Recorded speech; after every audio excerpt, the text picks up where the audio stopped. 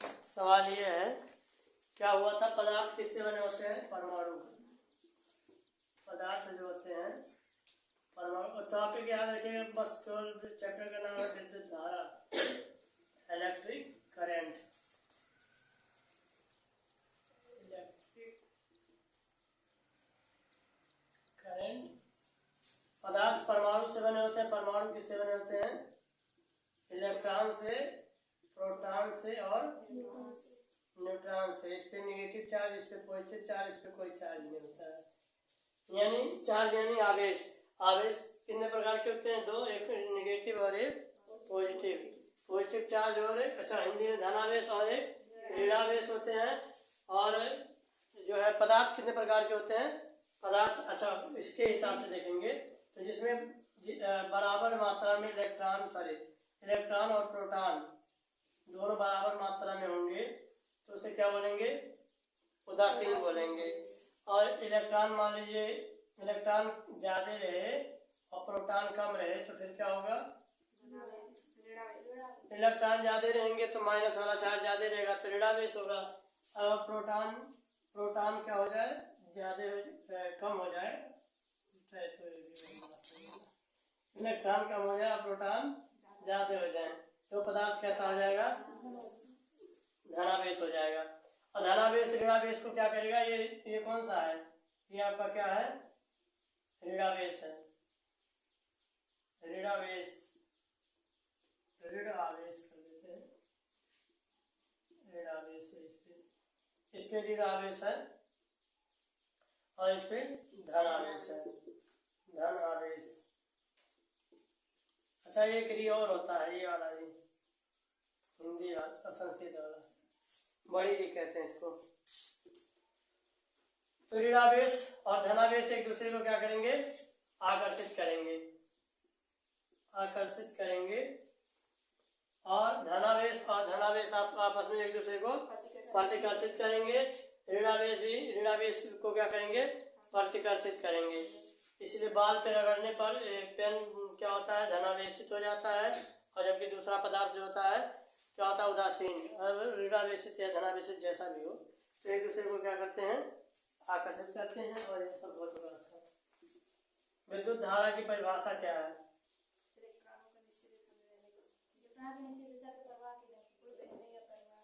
हाँ वही एक चीज है, दोनों ही एक चीज है। हाँ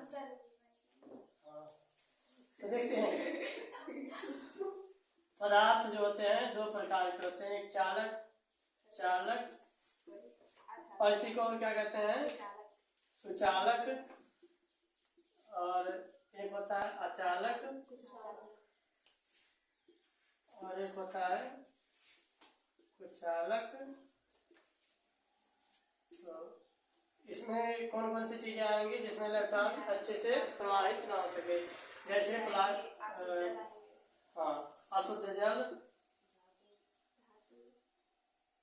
अशुद्ध जल, धातु। और क्या? धातु में तो सब आ गए, तांबा ये सब आ गए। और क्या हो सकता है आपका? पृथ्वी हो गया।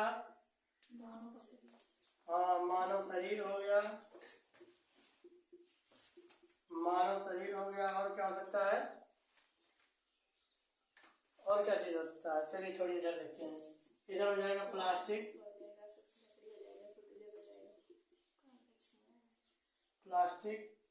कागज, कांच, मोम और एमोनाइट का छड़ आदि।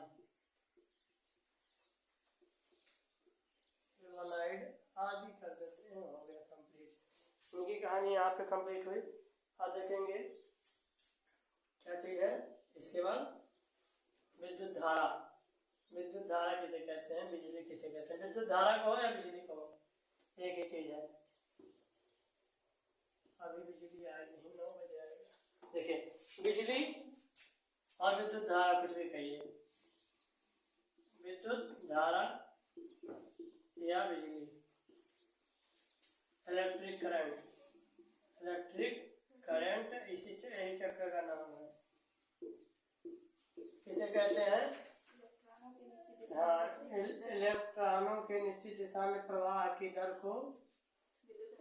इलेक्ट्रॉनों के निश्चित दिशा में प्रवाह की दर को क्या कहते हैं? विद्युत धारा कहते हैं। विद्युत धारा कहते हैं। इसका एसआई मात्रक क्या है? इसका एसआई मात्रक, अच्छा इसका पहले प्रतीक लिखते हैं। इसे किससे दर्शाते हैं? इसे आई से प्रदर्शित करते हैं। कैसे है? आई लिखा है यानी क्या है? विद्युत धारा है। आई लिखा है यानी विद्युत धारा लिखा है, समझिए। इसका एसआई मात्रक एम्पियर है। इसका एसआई मात्रक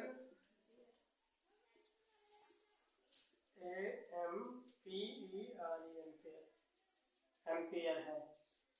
एसआई मात्रक एम्पियर है, यानी एम्पियर में मापते हैं इसको। हम मापने वाले यंत्र का नाम, इसे अमीटर द्वारा मापते हैं। इसे अमीटर, इसे परिपथ में इस प्रकार से दिखाते हैं, इस प्रकार से दिखाते हैं, द्वारा मापते हैं। इसे अमीटर द्वारा मापते हैं। और 1 एम्पियर यानी यदि कह सकते हैं, यदि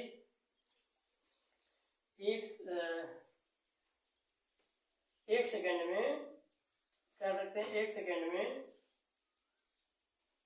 6.25 या ऐसे कह सकते हैं 625 × 10⁻16 इलेक्ट्रॉन 1 सेकंड में प्रवाहित हो रहे हैं किसी वस्तु में, तो हम कहेंगे कि 1 एम्पियर की धारा बह रही है।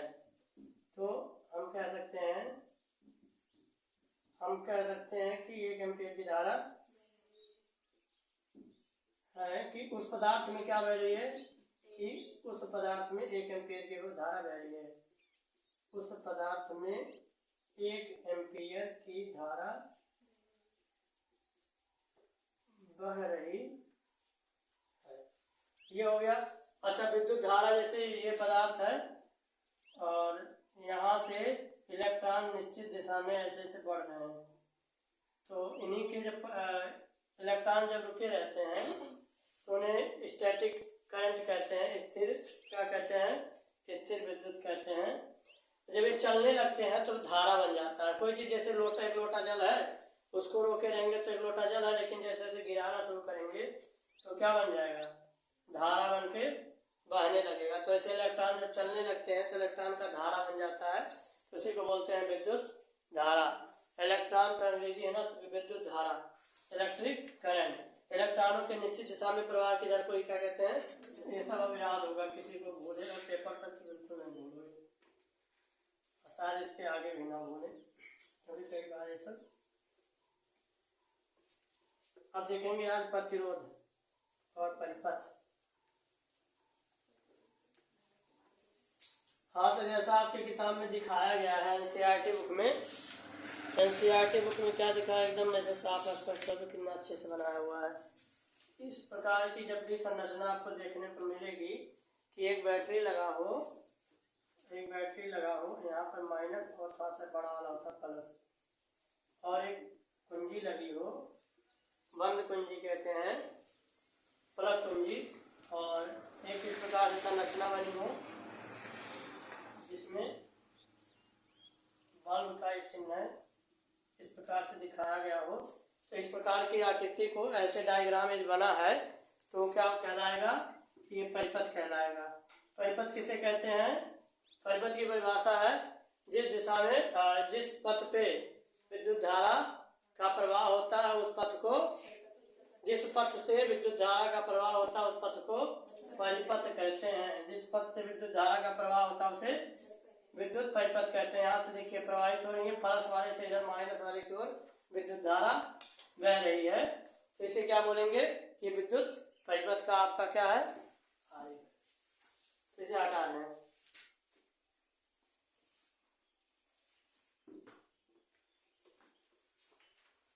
ये आपका इसी प्रकार से विद्युत परिपथ मिलेगा। जहां इस प्रकार से बनाया है तो समझ जाइएगा विद्युत परिपथ बना है। इसके बाद हम लोग देखेंगे कि जो है प्रतिरोध क्या होता है। यह सवाल आप लोग देखेंगे। 1 एम्पियर बराबर कितना इलेक्ट्रॉन होता है? 1 एम्पियर बराबर में 625 गुणे 10 के पावर 16 इलेक्ट्रॉन पर सेकेंड। 1 सेकेंड में, इसी को दर बोले हैं, इलेक्ट्रॉन के निश्चित दिशा में प्रवाह की दर, यानी 1 सेकेंड में कितना इलेक्ट्रॉन प्रवाहित हो उसको बोलते हैं विद्युत धारा। अब यहाँ पर देखिए प्रवाह की दर इसीलिए बोला गया है। तो इतना इलेक्ट्रॉन 1 सेकेंड में प्रवाहित होंगे तो 1 एम्पियर बोलेंगे। तो 5 अब क्वेश्चन क्या था कि 5 एम्पियर की विद्युत धारा, 5 एम्पियर की विद्युत धारा यदि 8 सेकेंड तक बहे तो कितना इलेक्ट्रॉन प्रवाहित होगा बोर्ड से। तो यही तो था। 5 एम्पियर की विद्युत धारा बह रही है कितने सेकेंड तक? 8 सेकेंड तक। 8 सेकेंड तक 5 एम्पियर की विद्युत धारा बह रही है परिपथ में। तो परिपथ में कुल कितने इलेक्ट्रॉन प्रवाहित हुए? तो 5 से 625 में डायरेक्ट गुणा करेंगे। और गुणे तो कितना है? 10 के पावर 16 तो रहेगा। 5 25 और 5 दूनी 10 2 12 और 5 6 30 31। 3125 गुणे 10 के पावर 16। ये 5 एम्पियर बराबर इतने इलेक्ट्रॉन हो गए। इतने इलेक्ट्रॉन हो गए ना 1 सेकेंड में। तो अब 1 सेकेंड में 5 एम्पियर बराबर इतने इलेक्ट्रॉन हुए। तो 8 सेकेंड में पता करना है। तो 8 सेकेंड में कितने हो जाएंगे? 3 1 2 5। 1 सेकेंड में इतने इलेक्ट्रॉन हुए तो 8 सेकेंड में कितने हो जाएंगे? 8 पंचे 40, हासिल 4, 8 दूनी 16, 16 4 20 2 और 8 1 कम 8 2 10 और 8 3 24 और 1 25 और गुणे 10 के पावर 16। अब हमें क्या करना है? दशमलव वैज्ञानिक संकेतन में बदलना है। तो हमारा नॉर्मल है, वैज्ञानिक लोगों की भाषा में लिखना है। तो वैज्ञानिक लोग शॉर्टकट यूज करते हैं 1 2 3 और 1 4। 4 अंक इधर किसका आएंगे? दशमलव यहाँ कहीं नहीं तो यहाँ है।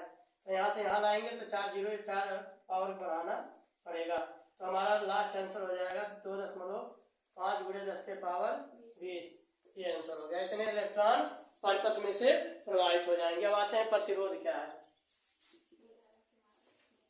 हाँ, जो धारा के मार्ग में अवरोध उत्पन्न कर, नहीं, धारा के मार्ग में उत्पन्न अवरोध ही प्रतिरोध है। धारा के मार्ग में उत्पन्न अवरोध ही क्या है? प्रतिरोध है। इसे R से प्रदर्शित करते हैं। प्रतिरोध और प्रतिरोधक दो चीजें होती हैं। प्रतिरोध रेजिस्टेंस,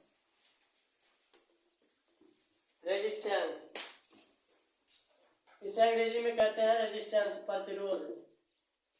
कोई भी वस्तु है तो उसमें धारा प्रवाहित हो रहा है तो उसको रोकने के लिए भी कोई ना कोई होता है।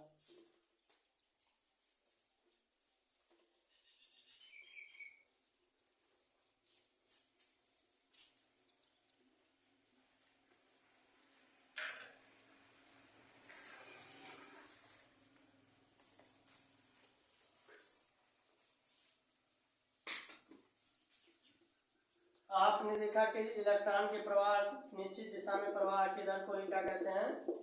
विद्युत धारा कहते हैं। तार है मान लीजिए, अब इलेक्ट्रॉन यदि बह रहे हैं तो यहाँ बीच बीच में आयन होते हैं। आयन होते हैं, कुछ मुक्त इलेक्ट्रॉन होते हैं। अच्छा, एक मिनट समस्या यहाँ भी आएगा, चलो छोड़ो वो जान दो, ये बात देखेंगे इसमें क्या मैटर है। ऐसे कुछ मुक्त आयन होते हैं जो कि इलेक्ट्रॉन जब बहती है तो उसके मार्ग में अवरोध उत्पन्न करते हैं। इन्हें क्या कहते हैं? आयन कहते हैं, धनायन कहते हैं, स्थिर कण, स्थिर कण कहते हैं। यहाँ इन्हें धन आयन बोलते हैं, धन आयन होते हैं। ये धन आयन होते हैं। किसी भी पदार्थ में किसी में कम होते हैं, किसी में ज्यादा होते हैं। जिसमें ज्यादा होंगे उसमें प्रतिरोध ज्यादा होगा। इन्हीं का काम है रोकना इलेक्ट्रॉनों का। अब ये जितने पास होंगे आयन, जितने गजीन होंगे यानी पास होंगे, उतने इलेक्ट्रॉन को जाने में दिक्कत होगा। तो यही जो होता है ना इलेक्ट्रॉन, जब आयन नहीं होते धनायन, ये क्या करते हैं, इलेक्ट्रॉनों को गुजरने में समस्याएं अवरोध उत्पन्न करते हैं। और क्या होता है कि ये कोलाइजन भी करते हैं। क्या करते हैं, कोलाइजन। अब मान लीजिए बीच बीच में इलेक्ट्रॉन गुजर रहे हैं और ये थोड़ा पास पास में है, आयन क्या है, पास पास में, थोड़ा बड़े बड़े आयन है, बड़े बड़े आयन है, इलेक्ट्रॉन यहाँ से गुजर रहा है, तो इसे गुजरने में कठिनाई होगा।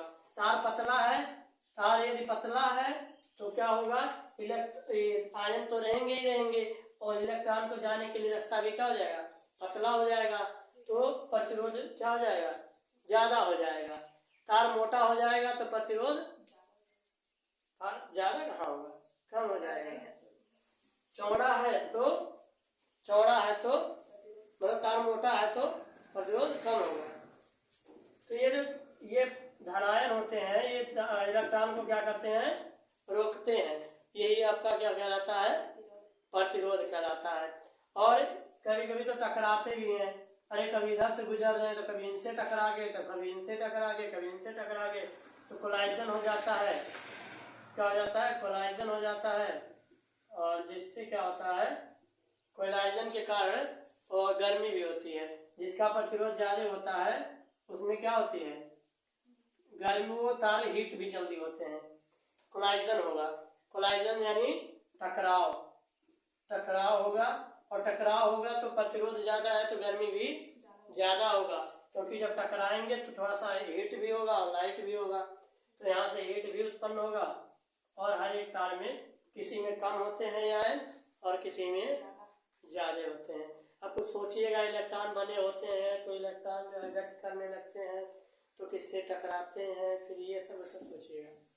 कुछ मुक्त इलेक्ट्रॉन होते हैं जो कि गति करते हैं, कुछ मुक्त इलेक्ट्रॉन होते हैं जो कि गति करते हैं, और कुछ तार में होते हैं अंदर जो मुक्त नहीं होते हैं, फिक्स होते हैं, जिससे बना होता है, वो क्या करते हैं, रोकते हैं। तो इसका परिभाषा क्या हुआ, धारा के मार्ग में उत्पन्न अवरोध को ही क्या कहते हैं, प्रतिरोध कहते हैं। लिख लीजिए, धारा के मार्ग में उत्पन्न अवरोध को ही प्रतिरोध कहते हैं। धारा के मार्ग में उत्पन्न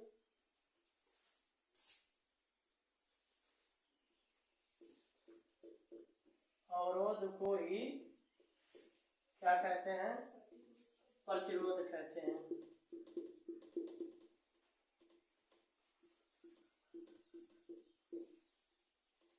तो यही रोकते हैं, यही प्रतिरोध उत्पन्न करते हैं।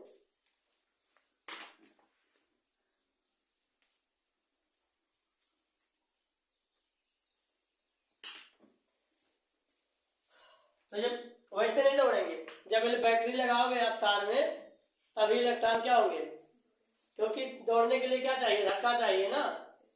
ये इलेक्ट्रॉन हर एक तार में पहले से मौजूद होते हैं। तांबा का तार है तो उसमें इलेक्ट्रॉन क्या है, इलेक्ट्रॉन प्रोटॉन न्यूट्रॉन से बना है, तो वो तो तार में इलेक्ट्रॉन प्रोटॉन न्यूट्रॉन है, लेकिन उन्हें चलने के लिए क्या चाहिए, धक्का चाहिए। धक्का कौन देगा, बैटरी देगा। जब बैटरी में लगाओगे, जितना वोल्टेज का बैटरी लगाओगे उतना वोल्टेज का धक्का मिलेगा उससे, और धक्का मिलेगा तो क्या होगा, चलेगा। तो इलेक्ट्रॉन धक्का पाएगा तभी चलेगा, और जब चलेगा तो आयनों से क्या हो जाएगा, टकराएगा, अवरोध उत्पन्न हो जाएगा, जिससे इसके मार्ग में क्या हो जाएगा, अवरोध। अवरोध यानी बाधा, यानी रुकावट। तो इसी रुकावट को क्या बोलेंगे, प्रतिरोध बोलेंगे। जब इलेक्ट्रॉन चलेगा तो इसमें आयन होते हैं जो कि धारा को और इलेक्ट्रॉन को बहने से रोकते हैं। तो क्या होता है कि इसके मार्ग में अवरोध यानी बाधा उत्पन्न होता है, इसी को क्या बोलते हैं, प्रतिरोध। तो इसे हटा रहे हैं। अब आयन से जब टकराते हैं तो क्या होता है, ऊष्मा उत्पन्न होता है। जब टकराएंगे तो क्या होगा, ऊष्मा उत्पन्न होगा। और परिभाषा, एक किताबी परिभाषा है, किसी चालक पदार्थ का वह गुण, किसी चालक पदार्थ का वह गुण जिस कारण वह उसमें क्या करे, प्रवाहित होने वाली धारा के मार्ग में अवरोध उत्पन्न करता है। ये भी किताबी फार्मूला है, मतलब क्या बोलते हैं, परिभाषा, दूसरी भाषा। क्या है परिभाषा, परिभाषा ये है, किसी चालक पदार्थ का वह गुण जिसके कारण वह उसमें प्रवाहित होने वाली धारा के मार्ग में अवरोध उत्पन्न करे। अच्छा, आवेश को किससे दिखाते हैं तो हम ध्यान ही नहीं दिए, कूलाम से दिखाते हैं। किससे? कूलाम से। देखिए यहाँ पर कूलाम लिखा है, कूलाम शायद वैज्ञानिक का नाम था, तो यहाँ पर कूलाम है, कूलाम ही रखिएगा उसको। कूलाम को किससे दिखाते हैं? सी से दिखाते हैं। 1 एम्पियर बराबर तो लिखा है 1 कूलाम पर सेकेंड होता है अल्प परिणाम विद्युत धारा। चलिए भी तो मिली एम्पियर, माइक्रो एम्पियर देखते हैं। प्रतिरोध, प्रतिरोध किस किन बातों पर निर्भर करता है? प्रतिरोध किन किन बातों? हाँ, अच्छा, प्रतिरोध को दिखाते हैं कैसे? इसे R से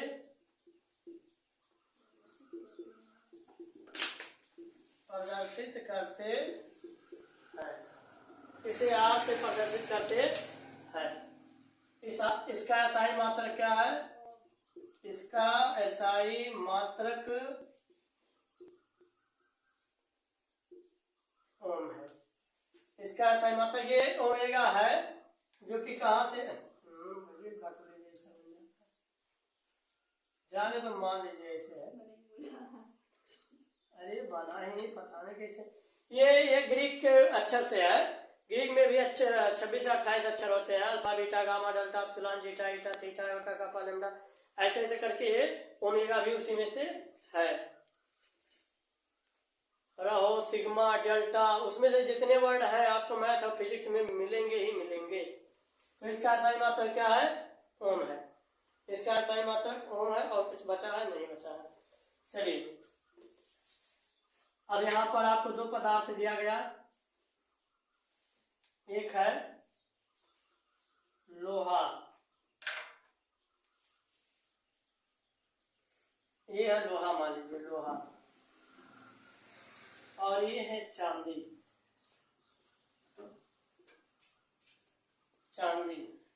तो बताइए किसका प्रतिरोध ज्यादा है, किसका प्रतिरोध कम? किसका ज्यादा रहेगा प्रतिरोध और किसका प्रतिरोध कम रहेगा? जिसका प्रतिरोध कम रहेगा, जिसमें रुकावट कम रहेगी, उसमें इलेक्ट्रॉन बहुत अच्छे से दौड़ पाएंगे, यानी बिजली बहुत अच्छे से प्रवाहित होगा। और जिसमें प्रतिरोध ज्यादा रहेगा, यानी रुकावट ज्यादा रहेगा, तो उसमें इलेक्ट्रॉन बढ़िया से गति कर पाएंगे? नहीं कर पाएंगे। तो उसमें इलेक्ट्रॉन बढ़िया से गति नहीं कर पाएंगे, तो विद्युत धारा का अच्छा चालक होगा? नहीं। जब इलेक्ट्रॉन अच्छे से गति कर पाएंगे तो उसी को बोलेंगे विद्युत धारा का ये अच्छा चालक है, और अच्छे से गति नहीं कर पाए तो विद्युत धारा का अच्छा चालक। तो बताइए दोनों में से कौन से में प्रतिरोध ज्यादा है, कौन से में प्रतिरोध कम? चांदी में प्रतिरोध कम है, लोहे में प्रतिरोध इसमें अधिक है। इसमें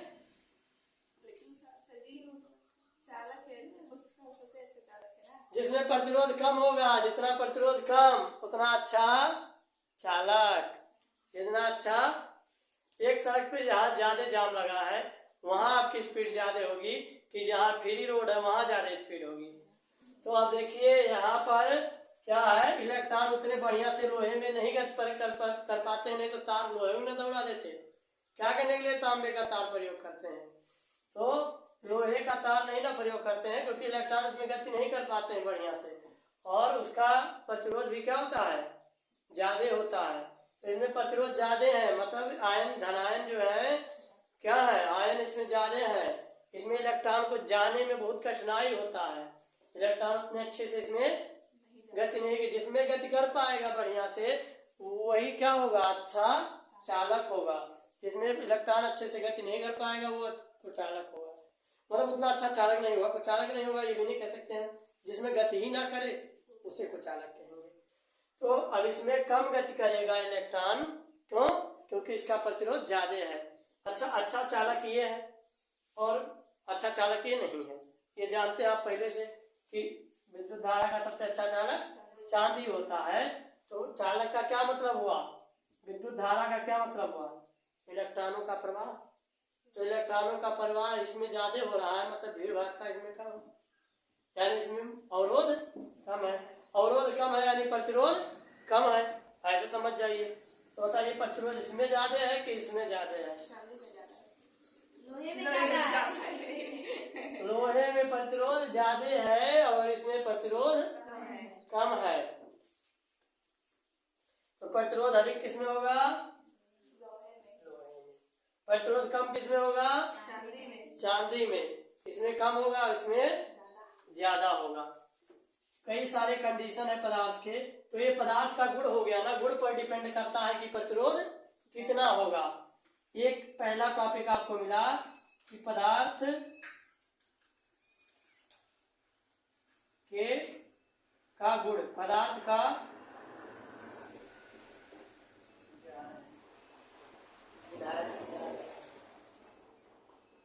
पदार्थ का जो है गुण, ये निर्भर करता है कि प्रतिरोध किसमें ज्यादा है और किसमें कम है। अब प्रतिरोध की मोटाई, लंबाई, चौड़ाई ये भी होगा। अब मान लीजिए एक तार है, ये दुबला पतला है और एक तार है थोड़ा मोटा सा है। यहाँ पर भी धनायन है, आयन मौजूद है, आयन है और यहाँ से इलेक्ट्रॉन गुजर रहा, बेचारे को बड़ा धक्का मुक्की करके जाना पड़ रहा है। तो इलेक्ट्रॉन है ये, और ये किधर है? आयन है, इसमें भी आयन है, इसमें भी आयन है। अब इलेक्ट्रॉन बताइए प्रतिरोध किसमें ज्यादा? एक मोटा है और एक पतला है। पतले वाले में प्रतिरोध ज्यादा रहेगा, इसमें प्रतिरोध अधिक होगा। यानी पदार्थ की मोटाई पर भी प्रतिरोध निर्भर करता है। तो यहाँ लिख सकते हैं दूसरा कंडीशन हो गया पदार्थ की मोटाई।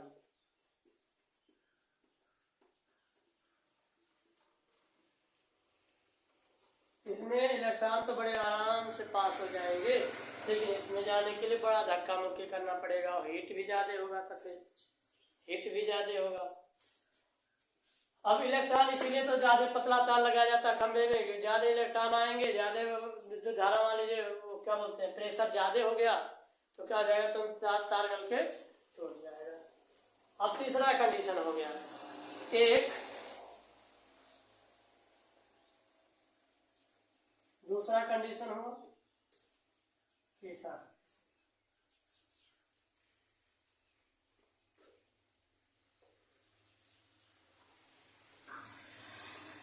एक है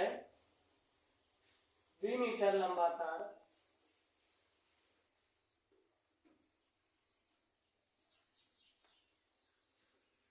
एक है 4 मीटर लंबा तार। तो उसमें प्रतिरोध सबसे ज्यादा किसमें होगा? 2 मीटर वाले में होगा या 4 मीटर वाले में होगा? तो देखिए तार उतने पतला है, तार दोनों का सेम है, मोटाई सबका सेम है और लंबाई बढ़ गया है। तो बताइए ज्यादा वाले में होगा, इसमें प्रतिरोध ज्यादा होगा, क्योंकि इसमें इतने दूर तक टकराएगा इलेक्ट्रॉन और इसमें तो यहाँ तक टकराना पड़ेगा, तो इसमें ज्यादा होगा। तीसरा कंडीशन यानी तार की लंबाई, पदार्थ की लंबाई, पदार्थ की लंबाई भी तय करेगी कि प्रतिरोध कितना होगा।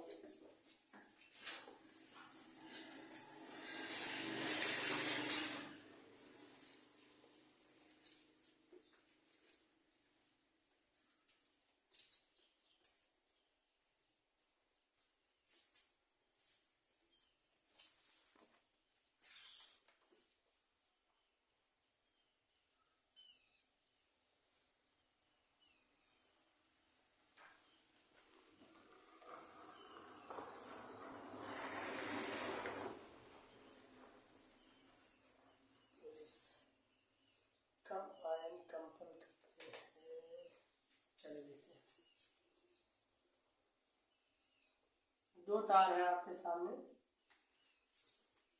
तार की लंबाई, मोटाई, चौड़ाई, लंबाई सब मिला के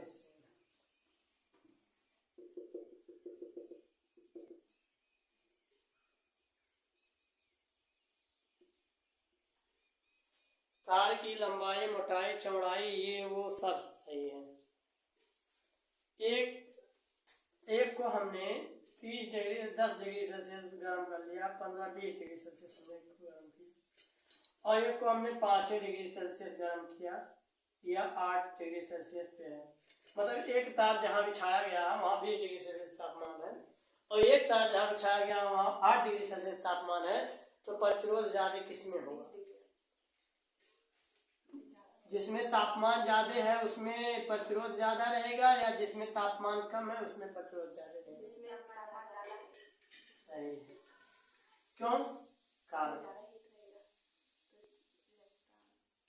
तो हीट होने से इलेक्ट्रॉन पे क्या प्रभाव?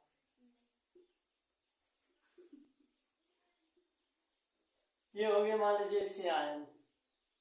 आयन दोनों में तो समान है, क्योंकि लंबाई, मोटाई, चौड़ाई ये वो सब समान है।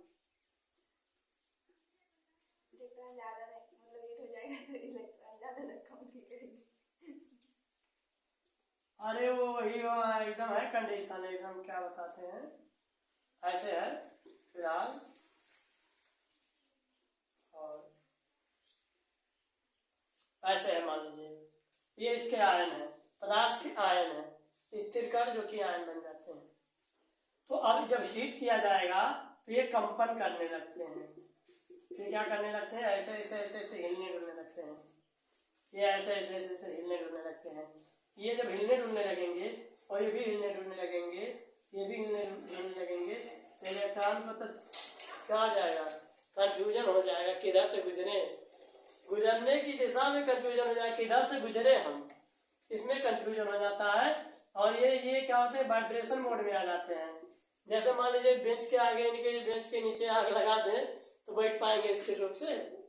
नहीं बैठ पाएंगे ना, उठ के भागना पड़ेगा। वैसे ये यहाँ पर भी इनके कण क्या होते हैं, गति करने लगे, आयन इसके जो होते हैं एकदम इधर उधर कंपन करने लगते हैं, और कंपन के कारण इलेक्ट्रॉनों को गति करने में क्या होने लगती है, कठिनाई। तो जितने ज्यादा अवरोध उतने ज्यादा प्रतिरोध, तो प्रतिरोध इसका आर अधिक और इसका आर कम होगा। ये भी हो गया। अभी क्या है और कुछ नहीं, इससे फार्मूला बनता है, इससे एक फार्मूला बनता है। और इसके बाद हम लोग लुईजी की कहानी देखे थे, वो तो जानते ही हैं।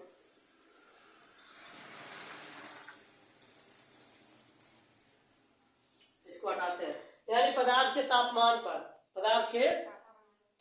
पर भी निर्भर करता है।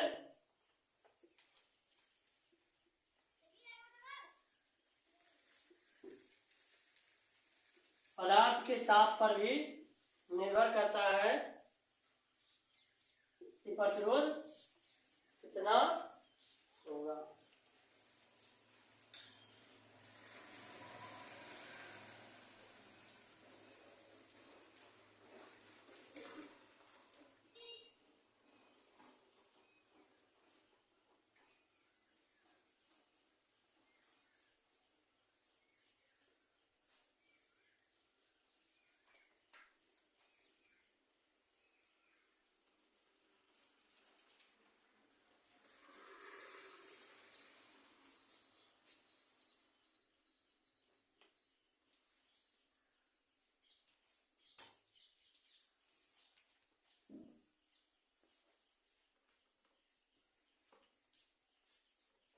फार्मूला क्या है, अच्छा फार्मूला छोड़ते हैं, देखते हैं चालकता अच्छी चालकता कम होती है। नंबर 1, मान लीजिए हम प्रतिरोध बढ़ा रहे हैं,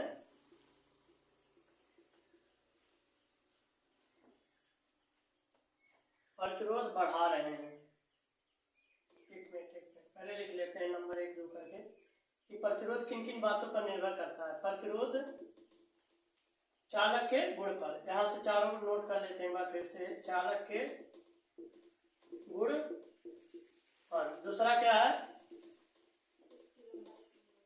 चालक की लंबाई चौड़ाई, में सब कर देते हैं, बार बार कौन लिखता है, चौड़ाई तथा मोटाई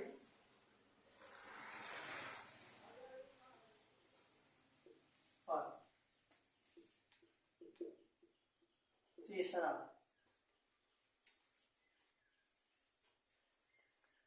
पदार्थ लिखिए, चलो चालक पदार्थ ठीक है, चालक रहेगा तभी ना इलेक्ट्रॉन दौड़ेंगे। पदार्थ के तापमान पर, यही बातें हैं। पहला कंडीशन है चालकता अच्छी कब होगी। चालकता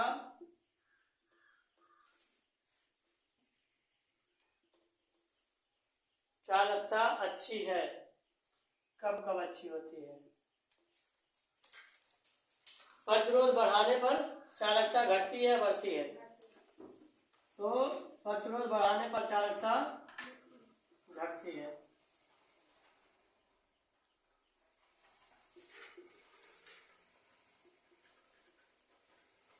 कुछ चीजें छूट गई हैं। QIT वाले पे फार्मूले पे सूत्र ही नहीं, सॉरी क्या सवाल ही नहीं लगवाया गया। सवाल बाकी है, पहले उसको लगवा लेते, हल करवा लेते, नहीं छूट जाएगा पीछे से। अभी वो भी बनता भी नहीं, तो वो तो बाद में है ना पहले, लेकिन मतलब हाँ वो तो छूट गया। विभव विभवांतर छूट गया। चलिए देख लेते हैं।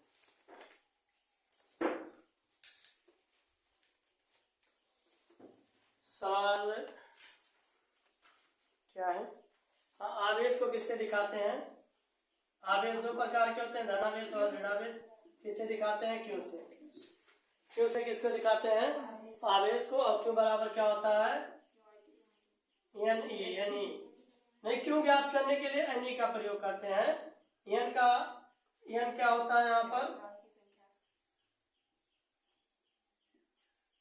इलेक्ट्रॉनों की संख्या, नंबर ऑफ इलेक्ट्रॉन। और ई क्या होता है, इलेक्ट्रॉन पर आवेश।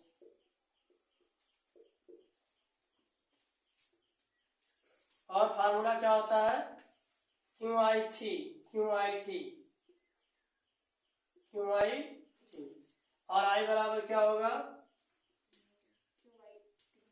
QT। यानी तीन चीजों का संबंध देखने को मिल रहा है। आवेश बराबर में क्या होता है, धारा और समय। यदि तीन चीजें आपको तीनों में से दो चीजें दी गई हैं और एक पूछे तो आप निकाले जाएंगे। यदि मान लीजिए धारा दी गई है और धारा दी गई है और समय दिया गया है, तो आप क्या निकाल लेंगे, आवेश निकाल लेंगे कि कितना आवेश प्रवाहित हो रहा है। और यदि धारा ना दी गई हो, धारा पूछा हो कितना विद्युत धारा प्रवाहित हो रहा है, आवेश दिया गया हो और समय दिया गया हो, आवेश और समय, और धारा पूछा रहे कि कितना धारा प्रवाहित हुई, कितनी विद्युत धारा प्रवाहित हुई, तो क्या करेंगे, आवेश में समय से भाग कर देंगे, विद्युत धारा का मान निकल आएगा। और मान लीजिए एन दिया हो, नंबर ऑफ इलेक्ट्रॉन दिया हो, इलेक्ट्रॉनों की संख्या, और इलेक्ट्रॉनों पर आवेश दिया हो, और क्यों आपको ना दिया हो और समय दिया हो, और धारा पूछ ले, तो क्या करेंगे, पहले हम इसका गुणा करके क्यों निकाल लेंगे और क्यों में टी से भाग कर देंगे समय से, फिर हमें धारा मिल जाएगा। इसीलिए क्यों बराबर एन ई वाला फार्मूला जरूरी है, क्योंकि बाय द वे क्यों ना दिया रहे, न आई दिया रहे, टी दिया रहे यानी समय, एन दिया रहे और ई दिया रहे, तब भी क्या हो जाए, क्यों निकल आए। अब सवाल लिखिए। सवाल यह है, यदि किसी चालक से 1 मिनट में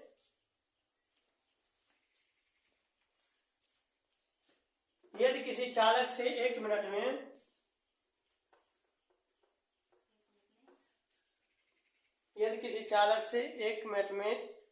600 कूलाम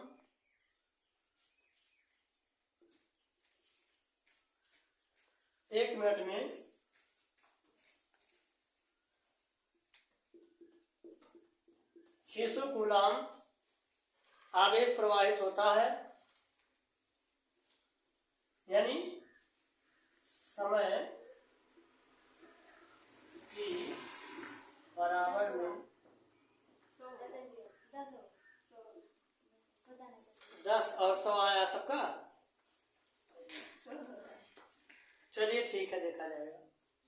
तो समय कितना दिया है? 1 मिनट दिया है और 600 गुलाम। 1 मिनट में कितना गुलाम? 600 गुलाम। तो क्यों गुलाम यानी 10। चलिए देखा जाएगा अभी क्या आएगा। गुलाम कितना है? 600 गुलाम है। 600 गुलाम। और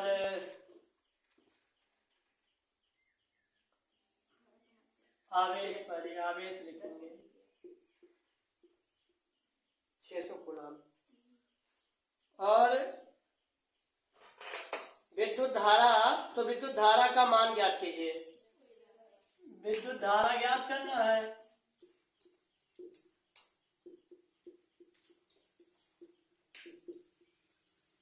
ज्ञात करना है तो हमें फार्मूला पता है कि I बराबर I क्यों थी, सीधी बात I क्यों थी, I क्यों थी। तो I क्यों थी से आगे बढ़ेंगे। समय का एसआई मात्रक क्या होता है? समय का एसआई मात्रक क्या होता है? सेकंड होता है।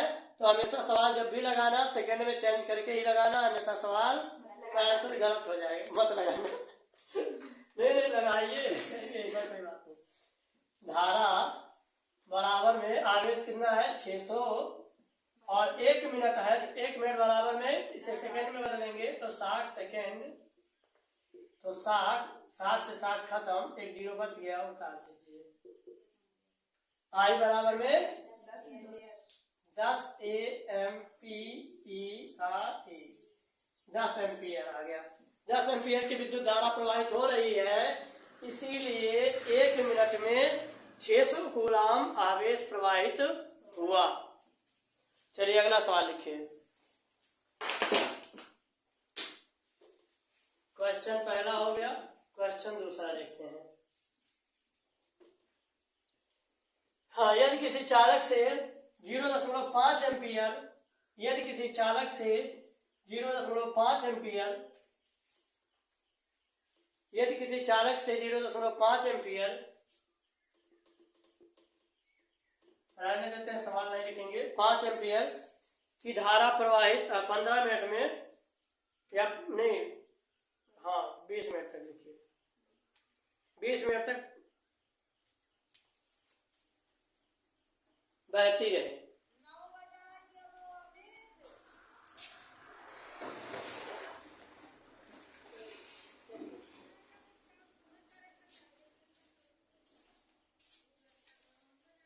सवाल जल्दी लिखिए। 0.5 एम्पियर की धारा 15 मिनट तक पर बहती रही हो तो आवेश का मान ज्ञात करें। 15 20 बोले है ना, 20 लिखिए। यानी समय है 20 मिनट और क्या है? धारा यानी I बराबर में कितना एम्पियर है? 0.5 एम्पियर है। एम्पियर हमें क्यों ज्ञात करना है? क्यों आई थी लगाइए, क्यों आई थी कितना है?